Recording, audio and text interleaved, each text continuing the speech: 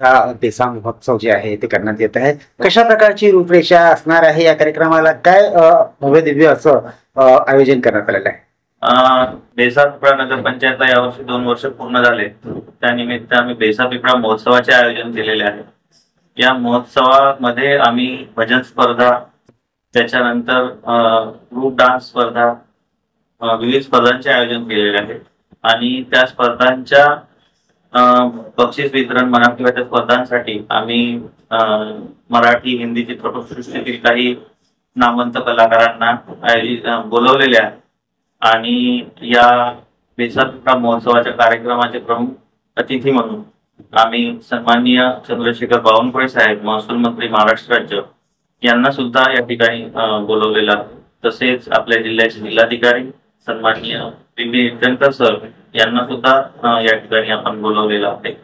तसेच माजी आमदार टेकचंद सावरकर साहेब यांनाही बोलवलेलं आहे. तसेच माजी पदाधिकारी आपले बेसा पिपळा ग्रामपंचायतचे आणि सर्व नागरिकांनी या कार्यक्रमासाठी आपण सर्वांना निमंत्रण दिलेलं आहे. सर, मागच्या वर्षी वेगवेगळ्या प्रकारचे कार्यक्रम झाले. जसे स्वामी समर्थ महाराजांचा पण एक कार्यक्रम खूप गाजला होता. अशा प्रकारचे काही कार्यक्रम यावेळेस ठेवण्यात आले का? यावेळेस आपण नाटक न करता इथल्या आध्यात्मिक एक भजन स्पर्धा आपण या ठिकाणी आयोजित केलेली आहे. या ठिकाणी जे 10-12 मंडळ आहेत, भजन मंडळ, त्यांची स्पर्धा आपण आयोजित करून त्यावर आपण इनाम पारितोषिक आपण डिक्लेअर केलेलं. म्हणजे भजन मंडळ जे आहे त्यांचे रजिस्ट्रेशन वगैरे झाले, काय प्रोसेस आहे? कशा? आमच्याकडे आतापर्यंत टोटल 12 भजन मंडळाचे रजिस्ट्रेशन झालेले आहेत. आणि ती स्पर्धा जी आहे 23 तारखेला दुपारी 3 पासून संध्याकाळी 6 पर्यंत. बरं, काय सांगाल सर, आपले बेसा पिपळाचे जे लोक आहे, जे जनतागण आहे, काय एक संदेश असणार आहे? जनता नागरिकांना माझा एवढाच संदेश आहे की आपण बेसा पिपळा एक शहर म्हणून नावारूपास येत आहे. आणि आपण जसं एक ठरवलेलं आहे की नगरपंचायत बेसा पिपळा जे शहर आहे ते एक महाराष्ट्रात पहिल्या क्रमांकात आपल्याला आणायचं आहे.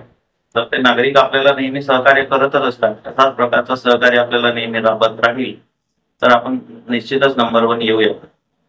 आपण बेसा पिपळा जे नगरपंचायत आहे त्यासाठी आपण अथक परिश्रम घेतात.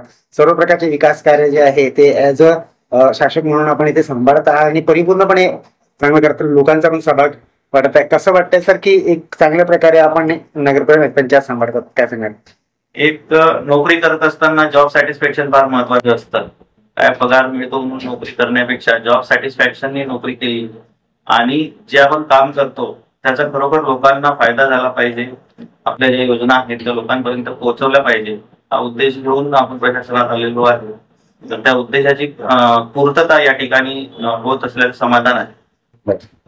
चॅनलच्या माध्यमातून जी बेसा महोत्सव आहे त्यासाठी काय एक अपील जनतेला असणार आहे?